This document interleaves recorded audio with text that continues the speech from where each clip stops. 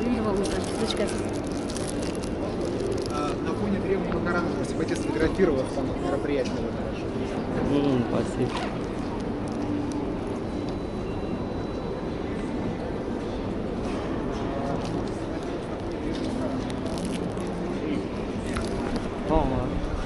Давай.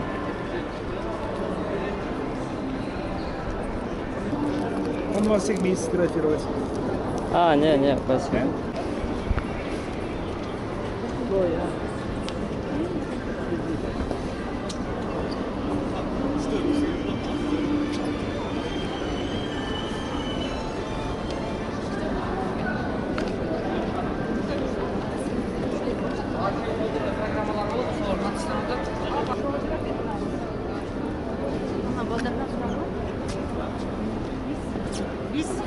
Biz üç kaçıralım.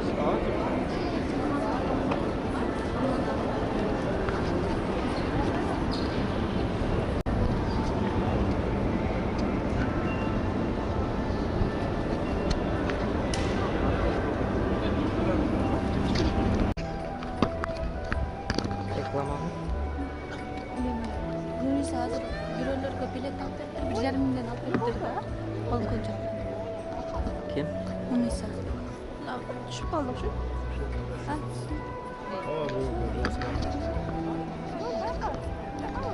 Muhammed Mustafa sallallahu aleyhi ve sellem'e çekecek salavatlar olsun. Bugünkü yıl sayın adatga aylanıp, Kırgızstan Müslümanlarının dini başkarmalığının Moskva ökülçülüğü tarafından uyuşturulup jatkan Mavlidi an-Nabi çoğun bir saltanatı işçarabız. Irı saldı ıntımak temasının alkağında ötkörülüp jatat. Mana şol işçaraga jalpыңыздар hoş gelingizler. Assalamu aleykum. Gelingizler jalpı cemaat orunlardan orun alıp akırındap, tınçlıkты saktap, bugünkü saltanatlı işçarаны urmattap, sıylap barıtap, jalpı gelgen insanlarda siz menen biz de koşulup kuş körölü birigip 6.000 adam buyursa bugün geçinde Peygamberimiz Muhammed Aleyhisselam'da düş körölü inşallah. İlim baylıktan jakşı.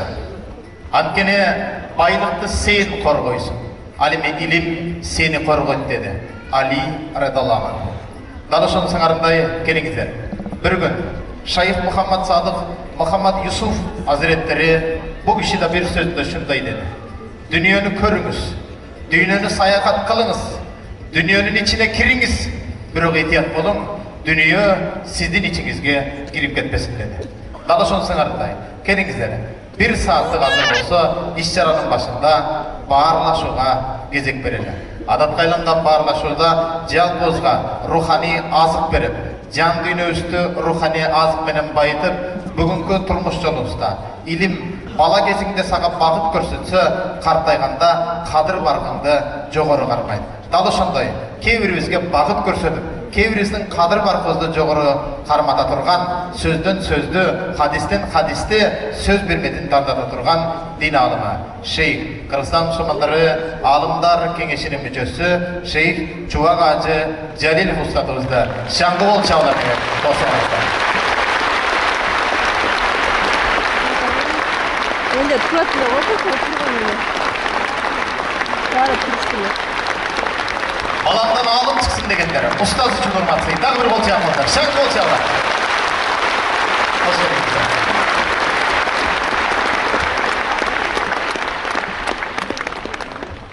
والعاقبة للمتقين صلى الله تعالى على رسولنا محمد وعلى آله وأصحابه أجمعين. السلام عليكم ورحمة الله وبركاته. Hurmatlı Kırgızstan, hurmatlı bir tuğandar, Kuday Taalama esepsiz şükürleri olsun. Barımızın başımızda bugün buna uşun yerde çoğultu oturat. Kuday Taalama çeksiz maktulur olsun. Adamlar arğanday fikirlerde, arğanday joromolordo başka yerde жүрген bolsa, Peygamberimizin muraсын alğanга ülüş deyip kalsın dep ümit kılıp gelgen bir tuğandar barımızlardan Kuday Taalam özü razı olsun. Hurmatlı bir tuğandar, emi sizlerge atayın ошол суроолорго уруксат берилген мурда ошол бассалар улуу келсин дегенбиз, мына ошолорго биз кезек беребиz. Эгерде кокустан кагазга жазып келген болсоңуздар, бул бүтүп калса, анда ошолорго дагы көңүл бөлгөнгө иншалла аракет кылабыз.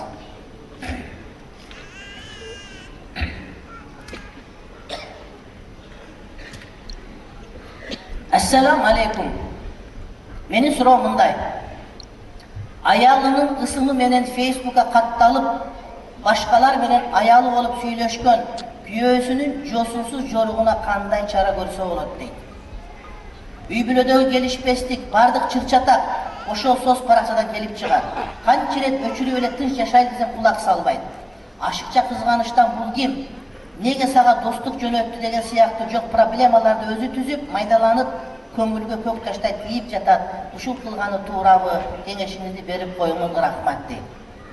Бул маселе ошол күйөөсү аялынын атынан пост ачып алып туруп, анан башка аялдар менен сүйлөшөт экен. Аял киши болуп сүйлөшүп, анан ошолор менен мындай бир эме кылат. Бул акмакчылык, бул эки жүздүүлүк, мунафыктык.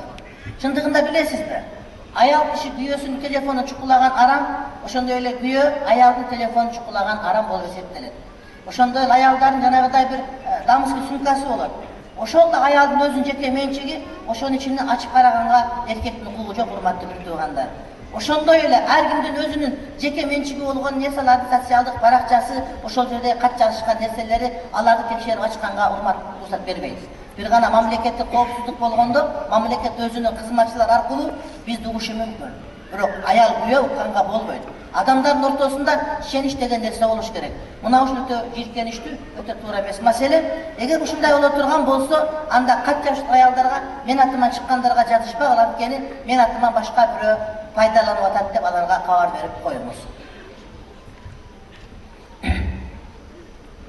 Биз көптөгөн кыргыздар Москвада такси кызматында иштейбиз. Намаз менен даарат маселеси кээде кыйынчылык жаратат. Бирок калтырбай аракет кылып окуп келебиз. Суроо: кээде намазды машиненин ичинде окуганга туура келет.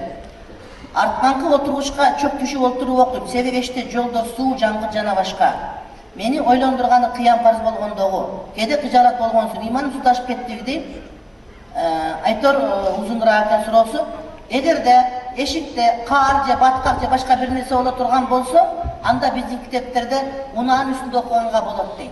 Демек өтө суук болуп, шамал болуп, жамгыр болуп, окуй турган башка жер табылбай турган болсо, анда унаанын ичинде машинеде отуруп окуганга шариятыбыз уруксат берет, бирок аракет кылып издегенден кийин. Эгер чындап сотто окуганга мүмкүнчүлүк болбой турган болсо.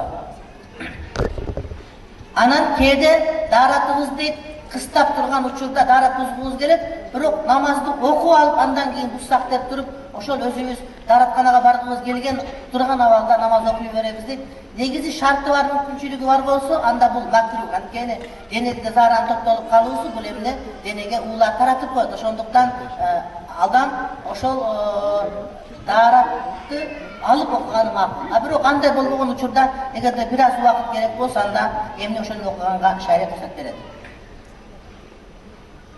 Мен Москвада курьер болуп иштейм. Заказды жеткирип, клиенттен акчаны алып келип кассага төгөбүз. Ошентип бир күнү кассага келсем жабык экен, эшигин каккыладым, жок экен, кайра кеттим. Анан мөөнөтүм келгенде кийинки заказга кеттим, андан келип үйгө барып намаз окуп, анан касса акчаны төктүм. Ошол күнү текшерүү болуп, биз текшерүүдөн жаман өтүппүз. Эртеси башчыбыз келип штраф салып койду. Биздин парковка кылган чектерибизди алып келсек, ресторан акчасын төлөп берет. Эми мен башка эле адамдар кылган парковканын чектерин алып келип, ошол штрафтын акчасын төлөйүн деп атам, төлөтүп алайын деп атам, ушундай кылсам болобу дейт. Мен суроону толук түшүнгөн жокмун. Парковка деген түшүнбөдүм, ал машина кое турган.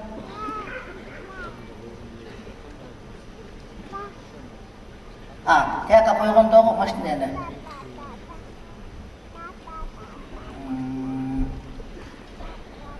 Башка бирөөлөрдүн кагаздарын топтоп илгери Кыргызстандан бир кадырлуу эле уюмдан бирөөнү ажыга жиберсе, ажыга барып, ажы кылбай эле магазинге отуруп алып, элдер сатып алып таштаган кагаздын баарын чогултуп келип, бияктан көп акча алып алгандан кийин билинип калды. Караса эле бир адам бир күндө 100 литр айран ичип коет экен. Менен кантип ичесиң мунун баарын десе, сатып арабча билбейт, кантип арабча айранда жазыла берген экен, көрсөчү.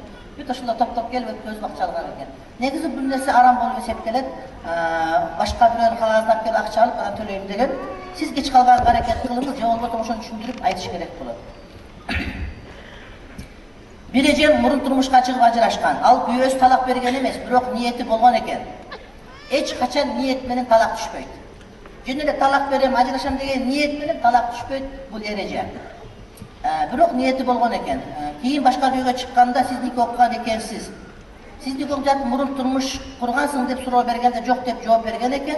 Ошол нерселердин талак берилбегендин себебинен жашоосу бузулушу мүмкүнбү дейт.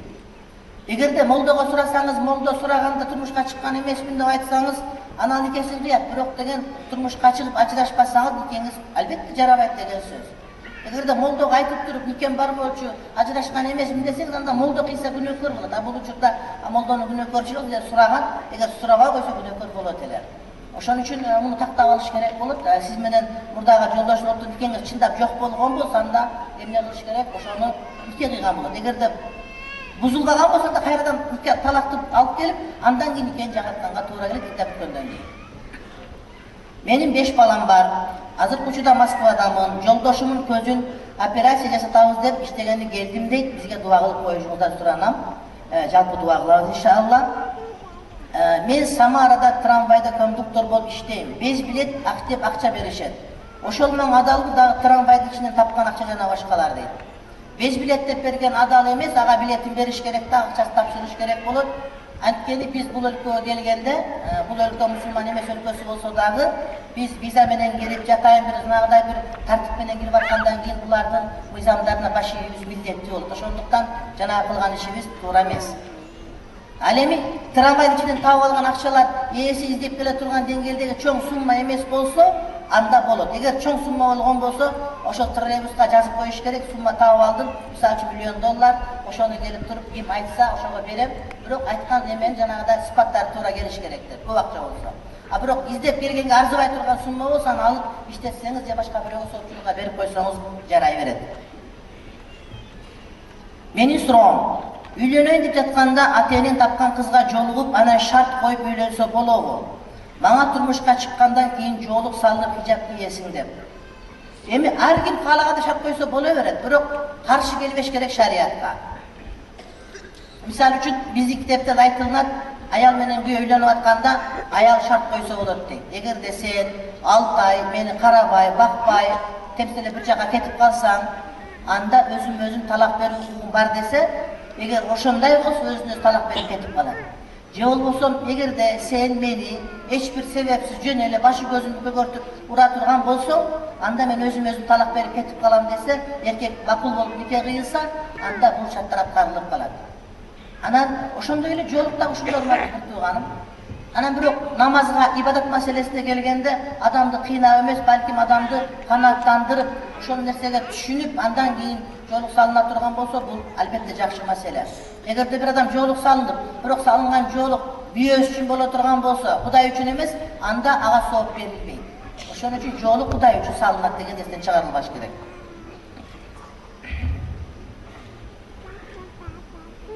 Үйлөнгөнүмө 5 жыл болду. Нике окулган күнү молдо кызга макулсуң ушул балага дегенде кыз жоңган үн чыгарып койгон, андан жеңеси макул деп жооп берип койгон. Мен кийин аялыма сурасам, жеңем уят болот, антип айтпа, жөн эле үн чыгарып кой деп айткан дейт. Сиздин бир сабагыңызды элем үн чыгарып койсо нике өтпөйт деп. Бул жанагы жеңесин өкүл кылган. Жеңеси жанында турат дагы кыз үн чыгаргандан макул экендигин жеңеси макул деп билдирген, бул нике өтөт. Ана кыз үн чыкпай турса эле жеңеси шымаланып макул дейбез, анда өтпөй калат деген сөз. Кыз макул экенин билдирип үн чыгарам деди, анан үн чыгаргандыгын макул деп кыз жеңеси кабар берген болсо, демек кыздын өкүлдүгү бар, бул деген нике дурус деген сөз. Адеп башаты деген уюм бар экен. Ушулардын маскабы кылган иштери, окуган китептери биздин динибиз менен айырмачылыгы кандай, кененирээк түшүндүрүп берсеңиз дейт. Ахли сүннат вал жамаат эң туура, окуган китептери туура, акыйдасы биздин акыйда, фык биздин маскаб, эч кандай проблема жок анда. Болгону кээ бир адамдар мусулмандарды бөлүп жаргысы келгенде ушундай сөздөрдү чыгарышат. Кыргыздын жакшы бир сөзү бар. Ала койду бөлө кырккан жүнгө жарыбайт деп. Эгерде биз мусулмандарды бөлүп жара бере турган болсок, анда жамаатыбыз эч качан бири болбойт, бекем болбойт. Биздин бардыгыбыздын жеңибиз бир, колубуз бир жерден чыгып, башыбыз бир жакадан чыккан учурда гана, ошондо гана биз урматтуу бир туугандар бактылуу болобуз. Ага чейин биз жүрө беребиз. Mana Satavuz osiyatында келет го. Кулалы таптап куш кылдым, курама жинап журт кылдым деп. Качан журт болот, курамалар жыйылганда. А биз бөлгөнгө даярбыз. Ошол бөлгөн туура эмес таптакыр. А деп башаты бул берекелүү, жакшы жамаат. Мен өзүм көп жылдан бери Москва шаарында элдердин жакшылыктарын видео камерага түшүрүп иштейм. Жакында менде мындай жагдай пайда болду. Той болуп жакшы эле тартып бүтүрдүм, бирок техникалык себептер менен тойду өчүрүп алдым. Алар кызмат акыма 5000 рубль беришкен. Эми алар тойдун чыгымын төлө деп жатышат, менде андай шарт жок, эмне кылсам болот дейт. Тойдун чыгымын төлөгөндө булар кайра той кылышпайт да. Ошон үчүн договор түзүлгөндө форс-мажор башка деген шарттар коюлуш керек. Эгерде камерага тарткандан кийин сен ошону толук тартпай же өчүрүп кое турган болсоң, анда сага акча төлөнбөйт же мындай деген бир нерселер болуш керек. Ошондо тартканадан дагы кошумча камераны койгонго аракет кылат. Бирок камерага тартылбай калса эле тойдун баардык каражатын төлөйм кандай? Кайрадан элдер келип, кайрадан акча берип, анан кайрадан вечер болбойт, ал жок да болгон сөз. Ошон үчүн тойдун акчасын төлөп бер деген мен ойлойм, бул бир уятсыздык мамиле. Эмелесет го, кайра кудагылар келип, кайрадан жаңы учурашкан болуп, жанагы оюн бузулду, кайра башынан ойнойбуз деген жаш баланын оюнундай болуп калат да. Илгери ошондой аты чөйнөп атып, болду башынан ойнойбуз дегендей сөз болуп калат. Ал туура эмес.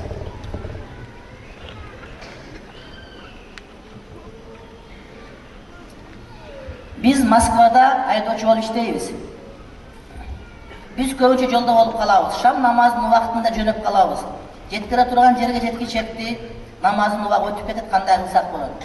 Айдап кетип атып окуңуз. Же кечке өзүңүз тынбай сүйлөп барасызбы клиентке. Айдап кетип атып окуңуз, анан жеткенден кийин казасын да окуп берип коебуз иншалла. Кыбыланы издеп окуу шартпы? Кээде автобуста болуп калабыз, ичинде окусак болот, кыбыланы тапсак ыңгайсыз болуп калат. Ошондой учурда кыбыланы издебей окуса болобу? Негизи кыбыла парз, кыбыланы издөө дагы парз болот. Бирок сизди бирөө байлап койду. Кыбыла бул тарапта болсо, сиз бул жака керебетке байланып калсаңыз, кыбылага бурула албай турган болуп калгандай жагдай жаралып калса, анда туш келген тарапка карап окуп кете бересиз. Мисалы үчүн учакта жүргөндө креслоңуз бурулбайт да, кыбыл аркадагылар. Меккеден Кыргызстанга келип атканда Меккенин аркасына калтырып учуп келет да, чыгышты көздөй. Булардын баары чыгышты карап намаз окуй берип, кыбыл аркасынан экен булардын баары жанагы керебетке ордуна креслого байланып калган өкүмүндөй. Оруп калгандар, буту кол турбай аткандар, операция болуп жаткандар, ошолордун баардыгы караган жагы карап окуп кете берет. Аял менен эркек ажырашкандан кийин балдарын ким багыш керек? Эркек аял ажырашкандан кийин алардын каражатын төлөп берип эркектин милдети болот. Кыз бала турмушка чыкканга чейин балага кызы өзүн бакканга чейин эркек багыш керек болот. Аларды кароо, кийимин жууп, атасап келген тамакты берип караган бул апасынын милдети. Апасы турмушка чыгып кетсе, тайэжеси, андан кийин тайэнеси, андан кийин чоң энеси бакпаса, анан абжеси ошентип отуруп кете берет, урматтуу бир тууганым. А бирок каражатты берүү ал атанын милдети болот.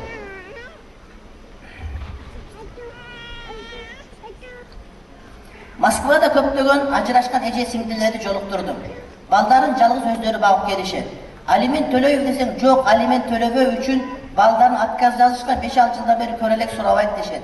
Тилекке каршы мында эже сиңдилердин саны өтө көп. Сизден сурунат элем, балдарын бакпа таштап кеткен, алимент төлөбөй жүргөн, отказ жазган, балдарын сурабаган аталарга катуу бир насаат айта кетсеңиз, Аллах ыраазы болсун дейт.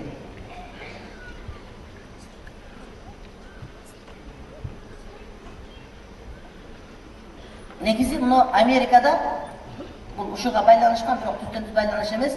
Эгерде бирөө кокус боюнда болуп калып, анан төрөгөн баланы алгысы келбесе, кайсы бир ооруканага алып келип, баланы коляскага салып, кнопкасын түртүп жиберсе, бала өлбөй калат экен. А бизден Кыргызстанда ошентип алып келсе, ооруканага апасын кармап билсе кыйнай берет да. Анан балдарды биздин мусорго таштап, жаңы төрөлгөн балдарды ит жеп коюп атат, урматтуу тууган. Ушу биздин Кыргызстанда бар.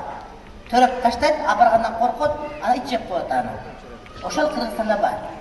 Эми ошондой эле жагдай ушундай жанагыдай балдарын эмне карабай кеткендер. Албетте буларга чара сөзсүз түрдө көрүлүш керек. Бул алимент эгерде төлөбөй койгон болсо да, ДНК текшерип туруп, ошонун баласы боло турган болсо, анда ошону бакканга милдеттүү кылып атай мыйзамдарды киргизиш керек. Бул боюнча иншалла сунуш кылганга аракет кылабыз. Отказ берип койсо эле, анда кутулуп кетпейт деген сөз. Azır oңой эле билинет, анын оңой эле ушундай бир тапчыканы менен эле кимдин баласы экенин билет дагы. Ошондон кийин бактырыш керек, бакпаса аны ушундай бир камап, иштетип, жанагы турдуу лагерлерде. Анан тапкан акчасын балдарга жиберип тура тургандай, иншалла мыйзамды эме киргизиш керек. Бул биздин жогорку кеңешке сунуш. Жогорку кеңештегилер эми ушуну аткарыш керек болот. Мынакей. Алимент төлөбөй кетип атып, отказ жазып койсо, балдар багылбай калат экен. Жок, ошону мажбурлап алып келип, текшерип, ошонун баласы экенин аныктагандан кийин, же күбөлөр аныктагандан кийин анда багыш керек болот. Шариатта дагы ошондой. Бала төрөлгөндө менин балам деп отуруп, анан кийин отказыла турган болсо отказ өтпөйт. Ошого булардын отказдары өтпөй турган кылыш керек болот. Иншалла мен ойлойм буга иншалла жакшы маселе чечилет экен. Ал эми тигил адамдарга айтабыз, Кудайдан корккула, булгалыгыңар туура эмес, мал да кандай кылбайт деп. Анан кыргызча эң жакшы бир нерсе, эгер ушуларды аттарын так билип ушундай боло турган болсо, ушулардын аттарын жазып, анан документтерин бизге берсеңер, биз телевизорго чыкканда айтып турабыз. Мына облустан, мына райондон, мына айылдан паланча түкүнчө деген бар экен, ушунун балдары бар экен, балдарын бакпай, отказ берип таштап кетиптир. Ушуга салам айтпагыла, көрсөңөр бетине түкүргүлө, чогуу тамак жебегиле, анткени бул адам эмес. Айбар деп мен өзүм айтып турам иншалла.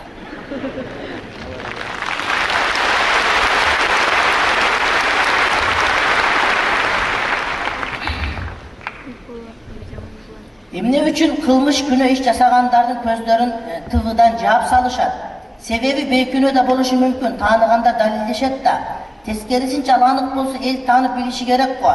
Балким жаныбызда аралашып жүргөндүр. Хадистерге таянып кандай болушу керек экендигин бир аз түшүндүрө кетсеңиз дейт. Ал ошол тактал элек кылмышка шектүүлөр.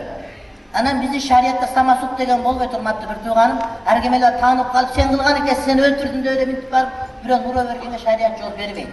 Ошондуктан ошол көздөрүн жаап аткандагысы ошол чаралар. Эгерде кылмыш анык болсо, аларга ылайык жаза сөзсүз түрдө берилет. Мен Москва шаарында бир фирмада тооктун этин ресторандарга, магазиндерге доставка кылып иштейм. Ал тооктун эттери адал жол менен союлбайт. Ушул жол менен тапкан акчам кандай болот? Экинчиден, биз жеткирген тамактануу жайлар KFC деп аталат. Ал жерден биздин жердештер да көп тамактанышат, ушул боюнча эскертип койсоңуз. Эгер мусулман эместер ушул жерде ошолор жеп аткан болсо, сатып апарып бере бер, акчаңыз адал болот. Бирок мусулмандар жеп аткан болсо болбойт. Жанагы муну KFC деп аткан жердегерде адал эмес тооктор болсо, анда жебеш керек, урматтуу бир тууган. Кудайым берген нан бар, суу бар, Орусия сууга келип жатып алып ичип курсак тойгузуп анан кете бересиз. Бул жегенге болбойт. Арам оокат жеген дуасы кабыл болбойт. Дуасы кабыл болгон адамдын шору курут кадимкидей. Эгерде мусулмандар жеп атса, анда башка таптын аракет кылыңыз. Биздин жараткандан перзент тилеп жүргөнүбүзгө 7 жыл болду. Сизден дуа алуу ниетибиз бар эле, бизге дуа кылып коесузбу дейт. ربنا هب لنا من لدنك ذرية طيبة إنك سميع الدعاء.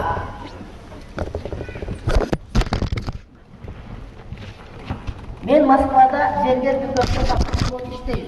Дүкөн тек гана Кытайдан келген туристтерге арналган. Кожоюндар турфирмалар менен келишим түзүп, турфирмалар бизге группа туристтерди алып келишет. Биз аларды сатабыз аларга. Дүкөндө натуралдык жана синтетикалык искусственный баалуу таштар бар. Синтетикалык баалуу таштарды сатып жатканда туристтерди алып келген гид аларга кээде натуральный тааныштырат. Биз аларга каршы чыга албайбыз. Кээде туристтер бизден сурашат, натуральныйбы же синтетикалык. Бул абалда кожоюн бизге билбейм деп жооп бергиле дейт. Өзү натуральный деле бар, аларда маселе жок. Бирок искусственныйга келгенде, аны искусственный деп да, натуральный деп да айтсагыла. Эгер клиенттер сурап калышса, билбейм деп жооп бергиле дейт. Бирок этикеткасында синтетикти жазып койгон, кытайлар аны түшүнбөйт. Бир таксыр байкеден сурасам, азыр таммагаш жер-жемиштер деле искусственный, натуральный аралаш болуп жатат. Аларды сатып алып жеп атпайбызбы, иштей бербейт. Бирок алымдарды тактап турайын деген, бул суроо бизге экинчи жолу келип атат. Ушул эле текстеги суроо Бишкекте келген, Марал эфемге, бир ай мурда экен. Билип туруп билбейт десеңиз арам. Ошол жанагы жасалманы эгерде билбейм деп туруп тиги чындыкты сата турган болсоңуз, айыбын айыпташаткан болосуз, тапканыңыз арам болот. Натуральный десеңиз деп барып натуральный колуңуз менен көрсөтүп калсаңыз, ошол натуральныйды өзү билип ала турган болот. Анан билип туруп билбейм десеңиз, чында ошондой экенди алып кетип калса, күнөөсүнө шерик болуп каласыз. Тадлис Tadlis adamların gözün karangılatıp jardam berip bul aram. Biz çaştaraç bolup işleybiz. Bizge musulman emesler gelip çaştarı kırptırışat. Kebirler bir formada aldırsa, kebir öylleri kaptalları kıska, je bolbosa müslüman hareket kılgının. İnşallah en kiçi gelgende çaçından tip aldırmaya kılar. Eğer jönel uçma getiriversen anda günü kör olasın.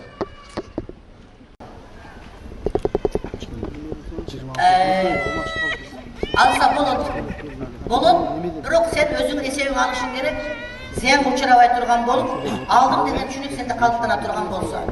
Bolbosa 10 yılda sen bir kvartira төлöp, akı төлöp otursan 10 yıldan keyin sen paydan görüp turgan bolsan anda alганга bolboydu. Sen ziyan tartpay turgan uçurda, sen payda menen çıga turgan uçurda bolot, bırak oşonu karızdan kutuluğa sen esevin bar bolgon bolsa. Anın araganda maskaplar neyin araganda sözler ayta verişi mümkün. Bırak Hanafi maskap boyunca, bu boyunca Hatay fatvalarımız var, başkaları var. Müslüman başka jakka çıkkanda oşol жердин tartibin buzbaş gerek. Özleri razı olup sizge bere turgan, mizamdarda tuğra gele turgan bolsa, siz ziyan tartpay turgan bolsanız anda bolot. Müslüman emes adamdan uşunda mamele kıla turgan bolsanız. Bırak bu mesele Kırgızstanda jürbeyin. Ana oşollarda Kırgızstan degen hazır Sivetlik mizamın iştep atpay falan tukun degen sözlerdi aytып atышат, аны баарыңар угуп атасыңар. Биз илгертен мусулман мамлекети болуп келгенбиз. Кокон хандыгы деген болгон, Бишкек чеби деген болгон, жана башка деген болгон, Алы Мектепта Курманжан Датка деген, Шабдан Батыр деген болгон. Абу Ханифанын пикиринде Дарыл Ислам, Дарыл Хартта качан айланат? 3 шарттын биринде мусулмандардын саны аздык болуп же жок болуп кетсе деп. Кудайга шүгүр мечиттерибиз толтура айттамазда толук окуп атабыз. Biz Kırgızstan musulman өлкөсү деген статуска кошулабыз. Бул ошол мусулманчылык көз карашынан караган урматтуу бир туугандар. Ошон үчүн интернеттен чыгып алып, мындай бир өзүңө жаштанып алган бирөөлөрдүн пикирлерине кирип кетпеш керек. Абдуллах ибн Мубарак Марвазидин сөзү бар. Дин аманат дейт. Дин аманат, динди кимден алып атканыңарды карагыла дейт. Өзүң билбейсиң, мамиле кылган эмессиң, башкасын билбейсиң, только бетин тааныйсың болду. Анан өзүң билбеген адамга диниң аманат кылба. Урматтуу бир тууганым. Тааныбаганга балаңды таштап кетпейсиң, балам карап турчу бар. Базарга барып келейин деп айтпайсың тааныбаганга. Анан диниңе келген ушуну уга бересиң, бул таптакыр туура эмес маселе. Кызды күйөөгө бергенде калың бычылат, тою болот. Ошол менен балалуу болгондон кийин калыңды бергиче ажырашып кетишти. Ошондо калың карыз болуп калат. Калың карыз болот. Ошол өлгөндө биринчи ошонун калыңын чыгарып алып берип мурастан. Анан калганы бөлүнөт. Андан кийин калганы бөлүнөт.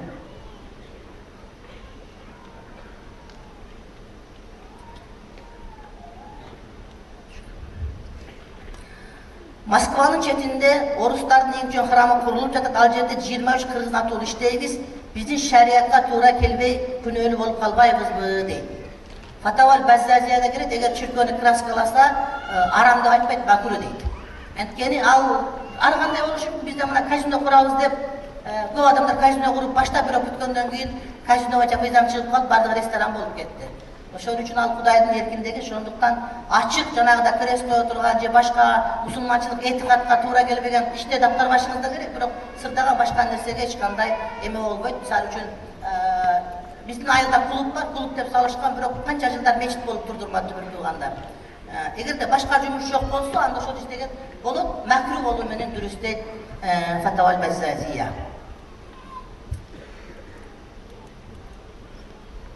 Мен 24 жаштамын. Bir жылдан бери bir kız менен сүйлөшөм. Ал кыз 18 жашта. Ал азыр учурда медреседе окуйт. Мен үйлөнөм десем окууну бүтөйүн деп жатат. Дагы 1-2 жыл окуш керек экен, кандай кеңеш бересиз дейт. Ошол кыз жаман кыз деп айтам мен. Медреседе окуган кыз сен менен сүйлөсө, демек ал ошол жерде окуп атып жаман кылат, аны менен вообще сүйлөшпө. Ал сага жакшы бала төрөп бербейт деп айтам. Болбойт аны менен сүйлөшпө.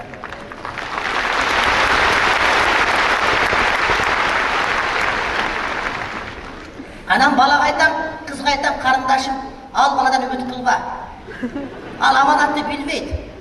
Медреседе окуп атам деп 18 жашына карабай сен менен сүйлөшүп аткан жигит сага кийин деле жакшы мамиле кылбайт.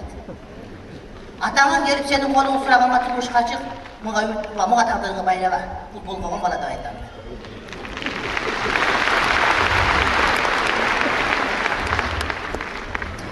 Каза намаздарды окуп жатканда 4 рекеттүү намаздардын 3-4 рекеттеринде дагы зам сүрө кошуп окусаңар жакшы болот айткан элеңиз. Себеби кандай? Эгерде сиз каза намаз так билсеңиз, мына бүгүнкү күн десеңиз, анда кадимгидей окуй бересиз. Замсура кошпой 3-4 рекетке. Бирок казалар көп болуп кетип так билбей калсаңыз, балким казаны бүтүп, нафилге айланып кетиш ыктымалы боло турган болсо, анда каза кылганда ар бир рекетине замсура кошуп окуйсуз.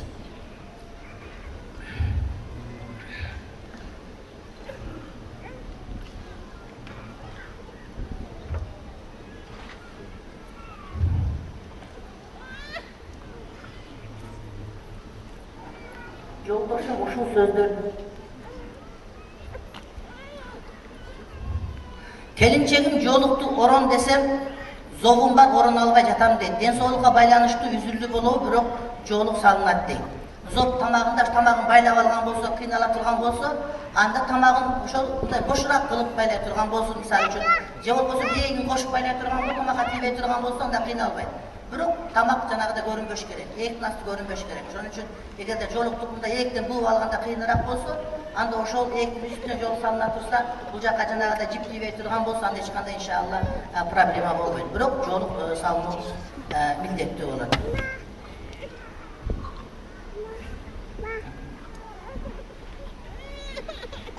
Азыр баары эле бул жактан иштеп барып, той өткөрүп, иштеген акчасын чачып жатышат. Ушул жөнүндө кененирээк түшүндүрүп айтып койсоңуз дейт.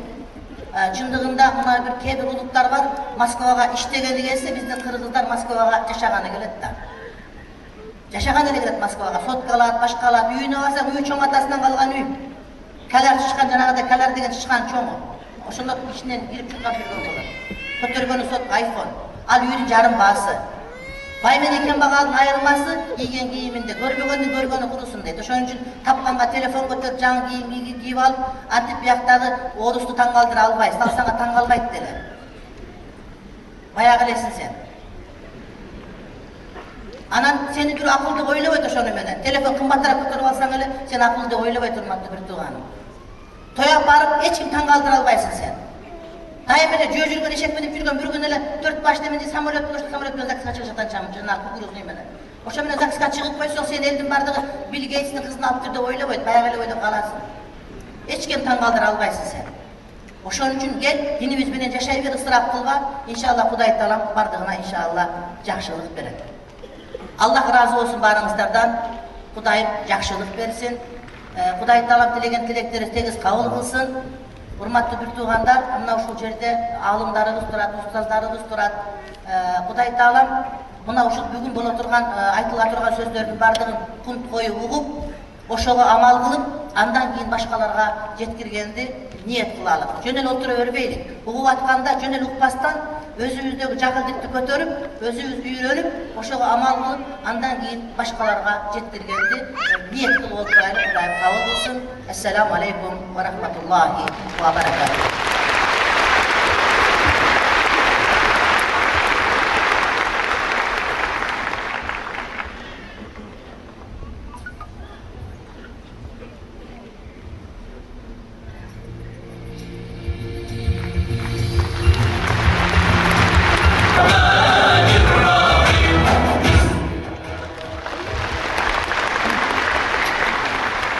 Өтө мейримдүү жана боорукер Аллах Тааланын аты менен баштайм. 18 миң ааламды жараткан Аллах Таалага чексиз мактоо шүгүрлөр жана сүйүктүү пайгамбарыбыз Мухаммад Мустафа саллаллаху алейхи вассаламга чеги жок салаваттар болсун. Алатоодон жалпыңыздарга сагынычтуу салам менен ассаламу алейкум ва рахматуллахи ва баракатух. Кыргызстан мусулмандарынын диний башкармалыгынын Россия Федерациясынын өкүлчүлүгү тарабынан жыл сайын адатка айланган сүйүктүү пайгамбарыбыз Мухаммед алейхиссаламдын туулган айына карата өткөрүлүп жаткан бул ирет ырыс алды ынтымак аттуу теманын алкагында өткөрүлүп жаткан Мавлиди ан-Наби программабызга жалпыңыздар кош келиңиздер демекчибиз. Урматтуу жалпы момун мусулман бир туугандар, жөп жөнөкөй бир мисалды айтайын. Мончого кирген менен чыккандын айырмасы бар. Баняга кирген менен чыккандын айырмасы бар. Эгерде кайсы бир кир адам мончого кирип, kayra tazalanıp çıkpasa, al kişinin je akıl işlebeyt, je özün özü emne kılbatkan menen kabarı jok. Dal ошонун сыңарындай Mavlid programmaga girgen menen çıkkandında ayırması olsun. Kelingizler, bugünkü programmaga gelip jan dünögө ruhani azık alıp kaytуу bardığızga hoş bolsun. Bugünkü tün paygambarız tüşübüzde tuş bolsun inşallah. Hoş gelingizler. Assalamu aleykum.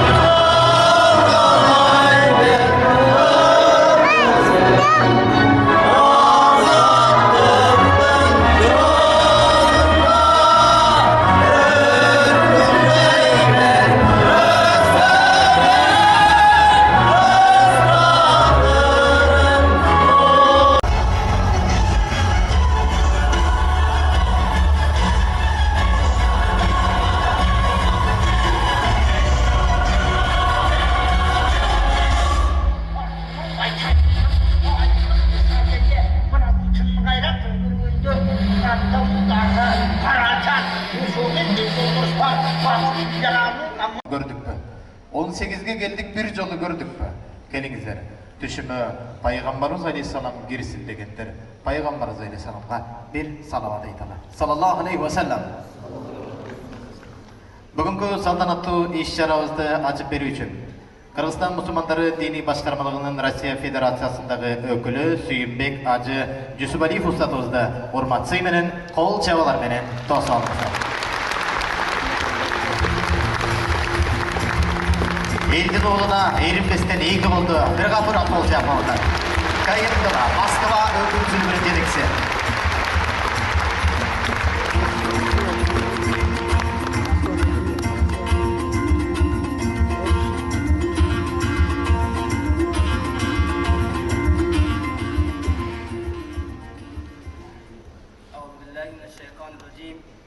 Bismillahirrahmanirrahim.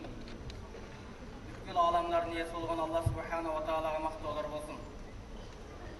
Dünya ahiretin baktılılığını görsötüp berip ketken, ümmetin baktısızlıktın batqana batıp kalgan жерден baktılılıkka suurup jolun görsötüp tarbiyat berip ketken Peygamberimiz Muhammed sallallahu aleyhi ve sellem'ge salam jana salavatlar olsun.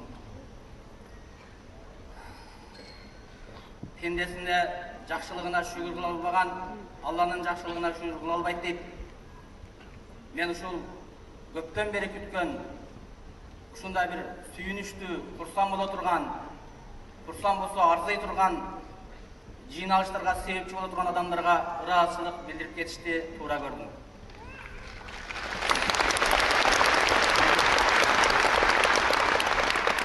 Аллах Тааланын мээрими менен ырыскыны кайерге чачкан болсо, пендеси ошол жерден терип жейт.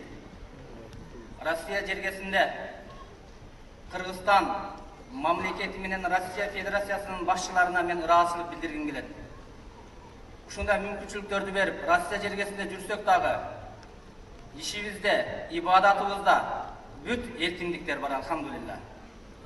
Ошого Россия Федерациясынын башчысы Владимир Владимировичке дагы жана эки мамлекеттин дипломатиялык мамиледе жогорку деңгээлде мамилелер түзүп жаткан биздин Кыргызстан Республикасынын президенти Сооронбай Жээнбековге дагы мен терең ыраазычылыгымды билдирип кетким келет.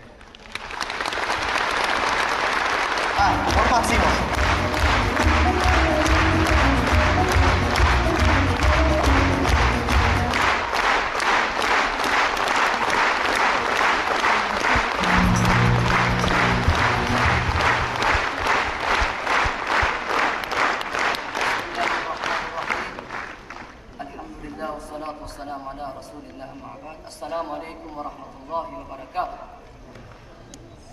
Hurmatlı Müslüman bir tuğandar, kadırlı mekendештер, atalar, ağalar, dostlar, ineler, eneler, ece qarındaşlar, barыңыздарга жараткан Алла Тааланын тынчтыгы, саламы, райымы, мээрими жана берекеси болсун. Биринчиден, жараткан Алла Таалага чексиз шүгүрлөр, алкыш, мактоолор.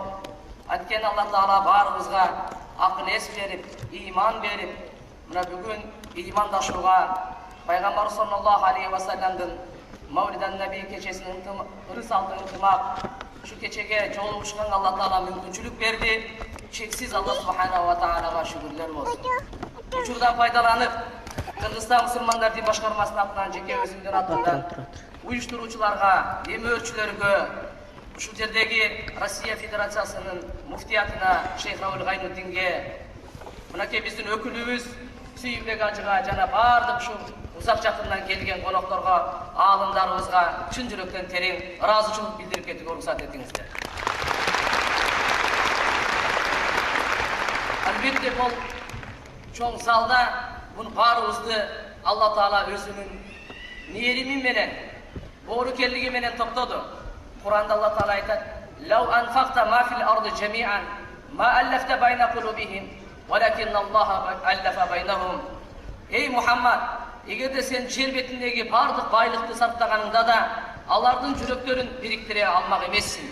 Бирок жараткан Алла Таала алардын жүрөктөрүн бириктирди дейт. Баарыбыздын жандарыбыз, жүрөктөрүбүз жараткан Алланын колунда. Мына ошол Алла Таала баарыбыздын жүрөктөрүбүздү бириктирип, ушул залга топтоду, ыймандашып, жараткан Алланы эстеп, нематтарга шүгүр кылып, бири-бирибизди кечирип, тоба менен жашап, адал ырыскы издеп жашап, бири-бирибизге боорукер болуп жашап, Аллага баш ийип, пейишке жолдомо ала тургандай болуп жашаш үчүн мына жараткан Алла субханаху ва тааля ушул жерге топтоду. Бүгүнкү кеченин өзгөчөлүгү туугандар, дүйнө ахиреттин бактылуулугу. Алла Тааланын чексиз нематтары бар. Өзгөчө улуу нематы белеги бул сиздерге, биздерге, бүткүл ааламга Алла Таала мээримин чачып, Пайгамбар Мухаммад алейхиссаламды акыркы пайгамбар кылып, сиздерге, биздерге жиберди. Лакад манналлаху алал муъминин ба'ата фихим расуlan min anfusihim. Чындыгында Алла Таала ыймандууларга өтө чоң жакшылык кылды. Аларга алардын арасынан пайгамбар Мухаммад алейхиссаламды жиберди. Бул дүйнөдөгү Алланын эң улуу белеги, эң улуу нематы бул Мухаммад саллаллаху алейхи ва саллям экен. Пайгамбар саллаллаху алейхи ва саллям жерги бетине келди. Бүткүл адамзатты куткаруу үчүн келди. Ал жанын, канын, абийин сакташ үчүн келди. Бардык адамга үлгү кылды Алла Таала. Лакад кана лакум фи расулиллахи усватун хасана. Чындыгында силерге Мухаммад алейхиссаламда чырайлуу үлгү бар, өрнөк бар. Мухаммад алейхиссаламды карап жашагыла, каниет менен жашагыла, сабырдуулук менен жашагыла, таза жашагыла, боорукер болуп, адилеттүү жашагыла, адал жашагыла, арам жолдон сактангыла деп мынакей ушунда үлгү бар экен. Ырыс алды ынтымак деп бүгүнкү мына бул тема өтө керектүү. Абадан дагы, суудан дагы керектүү болгон мынакей тема турат. Ынтымак эптемей кылып арзан материалдар менен бүтүп жанагы устар байды чакырат экен. Байым, келиңиз, экинчи үйүңүздө бүттү дейт экен. Ичинен ушунчалык тилденет, ушунча байлык дөөлөтү үй сарайлары бар. Мына үйдү салып бердим, экинчисин неге салдырат экен деп ачуусу келген жанагы уста карап отурат. Бай экинчи үйдү айланып, машалла колуң дарып көрбөсүн. Мене сонун салыпсың, мене копиясы экен деп мактап отурат. Ал эми устанын ичинде бир гана дарк бар. О Кудай, кемчиликтерин көрбөй калса экен дейт. Дал ошол кезде сыртка чыгып, бай сөзүн ушинтип баштайт экен. Устам, экинчи үйдү атайын салдырдым. Биринчи үйдү салган эмгегиң мага жактырып, экинчи үйдү эмгек акыңа менден белек болсун, мына бул ачкычын ал деп берип кетип калды дейт.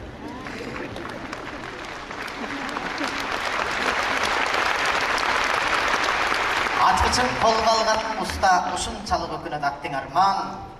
Мен экинчи үйдү өзүм үчүн салып атканымды билгенимде, биринчи үйдөн да кымбат материалды колдонмокмун деп өкүнгөн экен.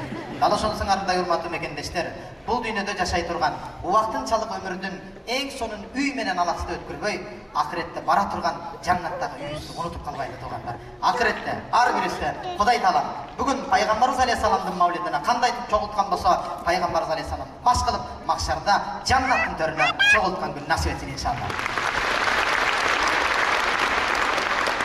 Ал Алатоодон келген жалпы боордоштор, мекендештер, кээ бирлери мигранттар деп көп сүйлөп келебиз. Бирок мен сиздерди мигрант дегенден бир аз айбылып тартынып отурам.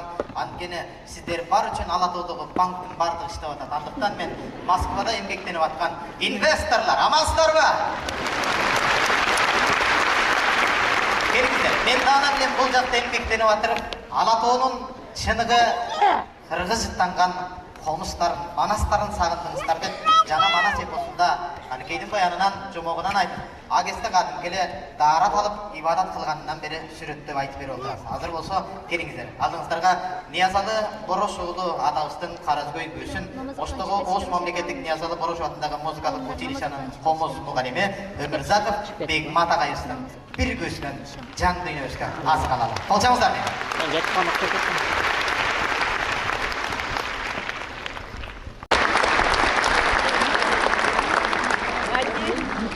Жана режиссер Идрис Акбаев.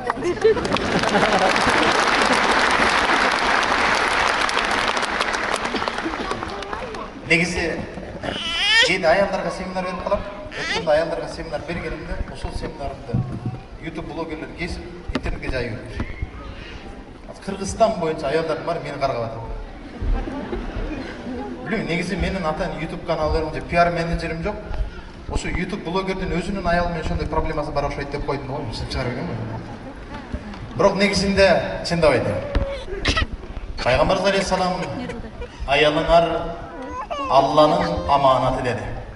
Ошондуктан мен жалпы мен кыргызмын деген же болбосо мен мусулманмын деген эркектердин бардыгына кайрылат элем. Аялыңарды Алланын аманаты деп карай билсеңиздер, эч качан ажырашпайсыңар.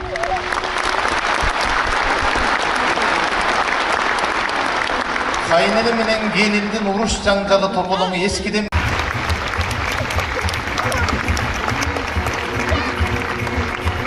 ырчыларга кол чаппасаң кол чаппа, бирок устаттар үчүн мындай кол чапып жарашпайт тугандар. Эл бактына төрөлгөн элдин уулдары.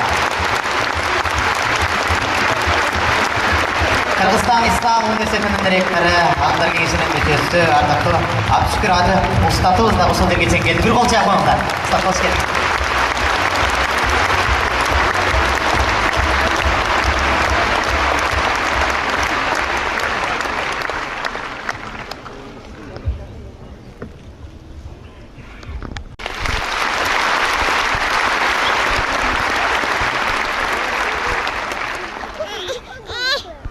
Allah öz ayatında Estağfirullah billah ve atasimu bihablillahi cemi'an ve la teferraku Sadakallahul azim. Allah'ın atkanı gibi olup eseptelgen Kur'an'da tuğandaşuda, dostlaşuda, birbirine meyerimin tөгүп ырайым кылууда bir dene siyahtı boluşu zarıl. Eğer bir tulku boydan bir müçe orusa kalgan müçe Kanatkaça ısıtmalap, uykusuzluk menen kanattıran. Kelgile biri gele, ıntımaka gelelim. Şında böyle, kindik kantamgan mekenimizden alıssız. Özü insan özünün mekeninden alыстаган сайын ıntımaka gelet de çele. Birok negedir, bargan sayın ынтымак udurap birimdik bozulup baratat. Gülüçtün şıltosu menen gürmek soğuçup degендей, ушул пайгамбарыбыздын туулган күнүн шылтоолоп, ынтымагыбызды бир бекемдеп алсак ажып эмес.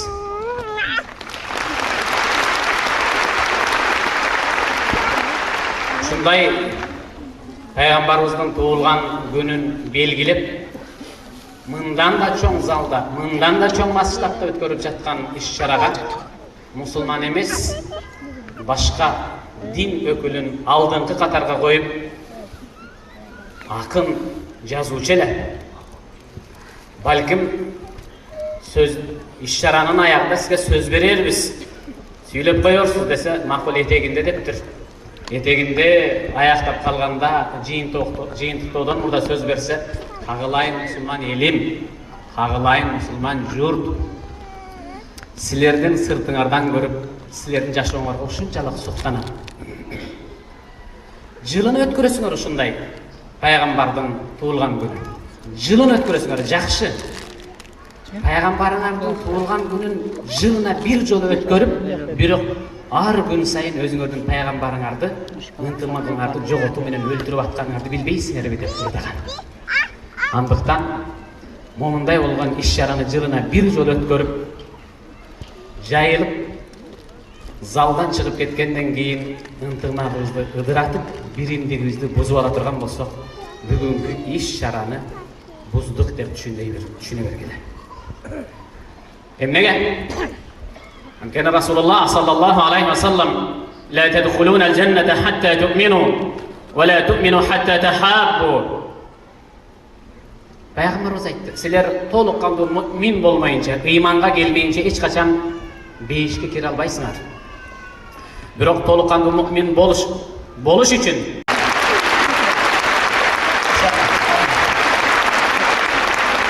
Тамашаласын бүлүктөйүнө отурмуздар. Баягыда негизи аялдарда алкоо сөзгө, мактоо сөзгө муктаж кыз турабы. Баягыда мечитте устаз сабак берип атат, шакирттерге карабай, эркектер аялдарга жакшы мамиле кылгыла. Эркектер кайнене менен, тагыраагы өз эне менен аялыңардын ортосунда күчтүү дипломат болгула. Эркектер аялыңар менен энеңердин ортосунда күчтүү котормочу стратег болгула. Турабы? Сене апаң же аялың андай нерсе жок. Оң көзүңбү же сол көзүңбү дегендей эле сөз. Ошон үчүн апаң сенин апаң, амана ол балдарыңдын апасы. Ошондуктан экөө тең аманат ага. Ошентип мечитте отурам, сабак суроо берип атат, аялыңарга мактоо айтып, кичине бир комплимент айтышты билесиңерби жокпу? Ооба, бирөөсү сабактан таасирленип кеткен окшойт, үйгө барып ушундай тамак алып келсе аягы. Тамак жеп, бир амаң өтө сонун болуптур да, молодец десе, аялым ачуусу келип, деп калган быжырган апак. Үйлөнгөнүбүзгө 20 жыл болду. 20 жылдан бери бир жолу мактай элексиң. Мынтип коңшуңдун тамагын бергенде мактап каласың. Асардай, урматтуу эркектер, биз кээде официант кыздарыбыз, көчөдөн стюардесса болсун, башка болсун, ким болбосун, чоочун кыздарга, маршруткада, троллейбуста, метродо кыздарга жентилмендик кылабыз. Өтө коюңуз, келиңиз, чоңгуз, сдачи не надо деп өзү. Урматтуу эркектер, жентилмендик эң биринчи өзүңдүн аялыңа жасалыш керек.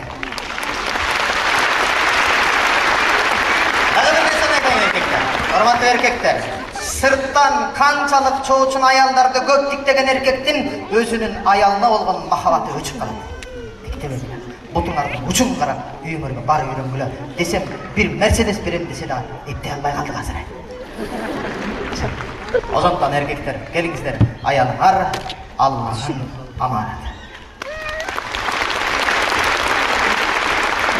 Эки досту эки жака бөлбөй, анда эки достун артынан бирин-бири мактап, бирин-бири жактап, Алла деп мынан ажыга кадамын кошаңаттап, элдин баарын Кудайдан корккула деп кыямат жаханнамдын отунан сактоону чоң бир өзүнүн милдет катары артып жүргөн инсандарга Кудай таала ыраазы болсун. Анда экинчи дос тууралуу сөз башаты сахналык экрандагы видео сюжет менен алсын. Назарыңыздарды Bismillahirrahmanirrahim. Alhamdulillahi rabbil alamin.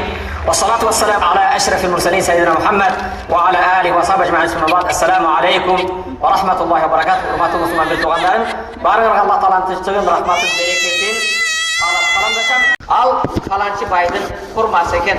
Ошону мага алып берсеңиз, же мага сатса дейт.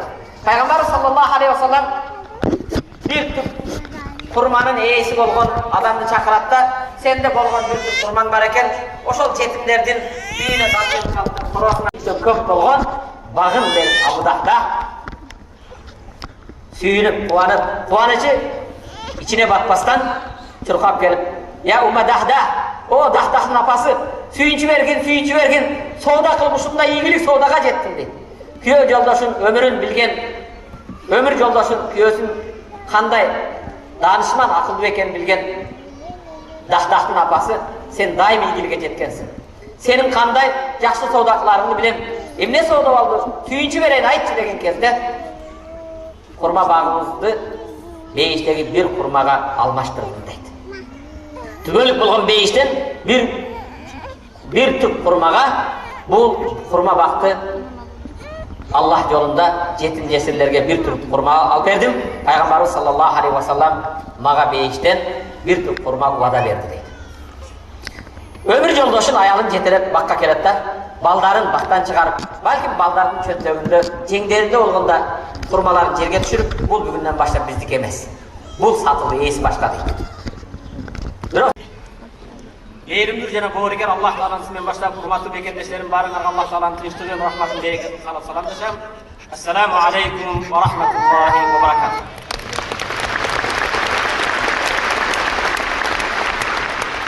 Gelen aldığım ustazlarımız, alımlarımız var, birbirinden razılık aytıştı. Tereğin razılıklarını aytıştı.